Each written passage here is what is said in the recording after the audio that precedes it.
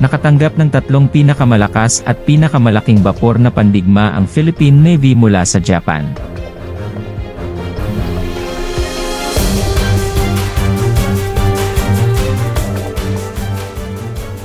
Sa isang makabuluhang milestone para sa kakayahan ng pandagat ng Pilipinas at panrehiyong seguridad, 3 barkong pandigma ng BRP Ramon Alcaraz na gawa ng Hapon ang dumating sa Manila South Harbor sa isang maaraw na umaga, na nagbabadya ng bagong panahon ng pagtutulungan ng Japan at Pilipinas sa maritime defense.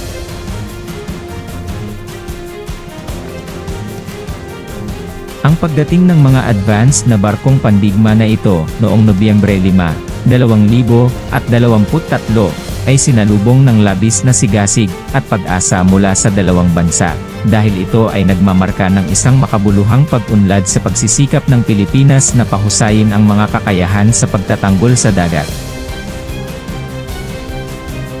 Ang pagkuha ng mga sasakyang ito ay sumisimbolo sa pagpapalakas ng alyansa sa pagitan ng dalawang bansa, habang sila ay magkasamang nag-navigate sa mga komplikadong hamon sa seguridad sa rehiyon ng Indo-Pacific. Ang BRP Ramon Alcaraz class warships, na orihinal na kinomisyon ng Japanese Maritime Self-Defense Force, ay ibinenta sa Pilipinas bilang bahagi ng isang kasunduan na naglalayong palakasin ang kakayahan ng Pilipinas sa pandagat.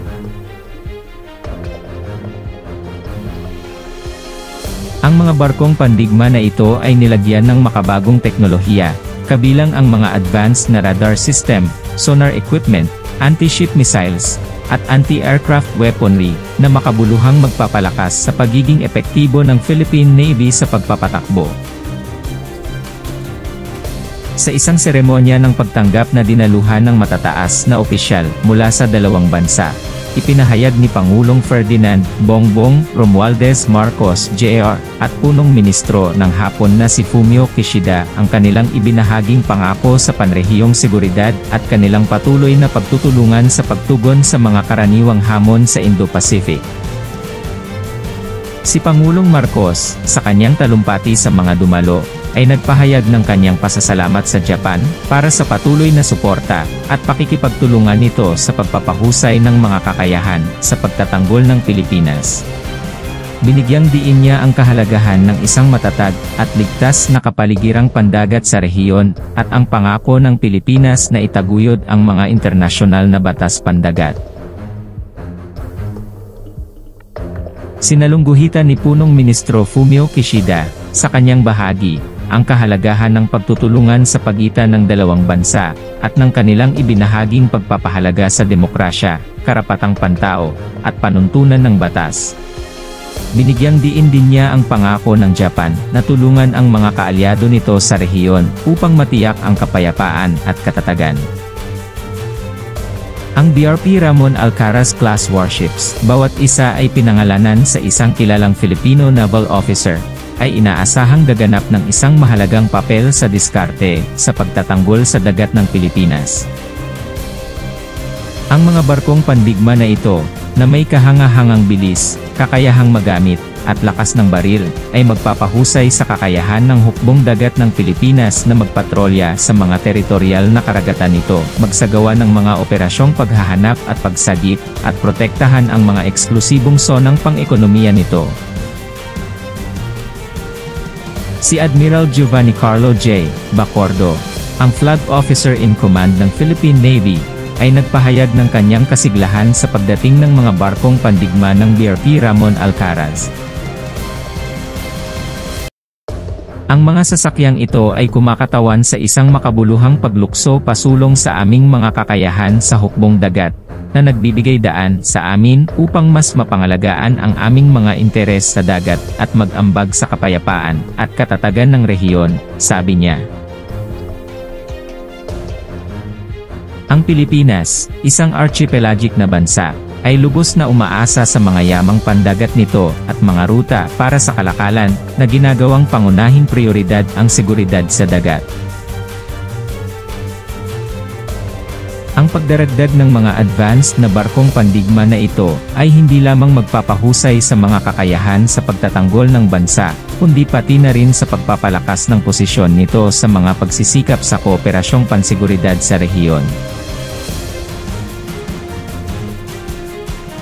Ang pagkuha ng BRP Ramon Alcaraz class na mga barkong pandigma, ay sumasalamin sa pangako ng Japan na suportahan ang mga kaalyado nito sa rehiyon ng Indo-Pacific sa pagbuo ng isang matatag na depensa, laban sa mga paghamon sa ibinahaging seguridad. Ang Japan, ay lalong naging kasangkot sa kooperasyong pansiguridad sa rehiyon, at aktibong tumutulong sa mga bansa sa rehiyon, sa pagpapahusay ng kanilang mga kakayahan, sa pagtatanggol. Ang kooperasyon sa pagitan ng Pilipinas at Japan ay inaasahang patuloy na lalago, na may mga talakayan sa magkasanib na pagsasanay sa militar, paglipat ng teknolohiya, at pagbabahagi ng impormasyon.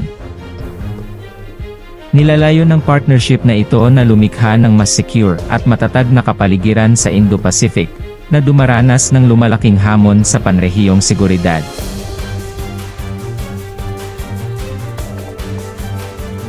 Habang ang mga barkong pandigma ng BRP Ramon Alcaraz, ay isinama sa hukbong dagat ng Pilipinas, sasailalim sila sa pagsasanay at pagsasanay upang mapakinabangan ang kanilang potensyal sa pagpapatakbo.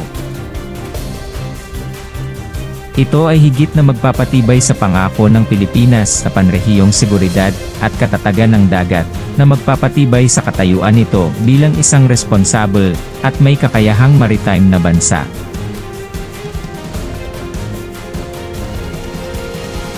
Ang pagdating ng tatlong Japanese BRP Ramon Alcaraz warships sa Maynila, ay isang makabuluhang pag-unlad sa patuloy na pagsisikap na palakasin ang kakayahan ng Pilipinas sa maritime defense. Ang bagong kabanata sa kasaysayan ng hukbong dagat ng Pilipinas, ay hindi lamang nagbibigay diin sa malapit na ugnayan sa pagitan ng Pilipinas at Japan, ngunit nagpapahiwatig din ng kanilang ibinahaging pangako sa pagpapanatili ng kapayapaan, seguridad, at katatagan sa rehiyon ng Indo-Pacific. Ang mga advanced na barkong pandigma na ito ay nakahanda upang makagawa ng malaking epekto sa mga pagsisikap sa pagtatanggol sa dagat ng Pilipinas at mag-ambag sa mas malawak na arkitektura ng seguridad sa rehiyon.